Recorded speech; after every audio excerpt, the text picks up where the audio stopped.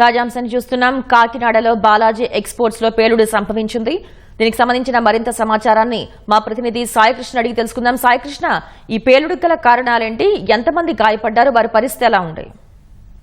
శ్వేత, warp road లో parcel సర్వీసులు, exports సంబంధించి చాలా ఇక్కడ ఆఫీసులు, కార్యాలయాలు ఉన్నాయి. బాలాజీ ఎక్స్పోర్ట్స్ సంబంధించి ఈ ఉదయం ఒక ఆటోలో నుంచి పార్సిల్ దించుతున్నారు.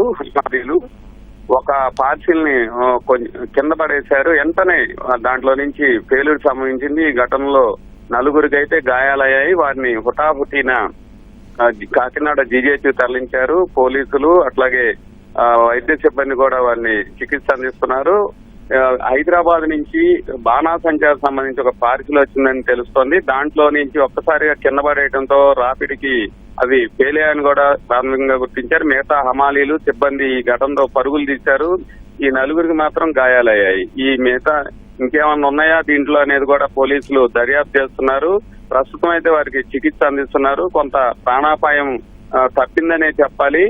తీవ్రంగా గాయపడ్డ ఒకరిద్దరికి మాత్రం ప్రత్యేకంగా చికిత్స అందిస్తున్న పరిస్థితి జీజేసీలో ఉంది. శ్వేత, ధన్యవాదాలు సాయికృష్ణ.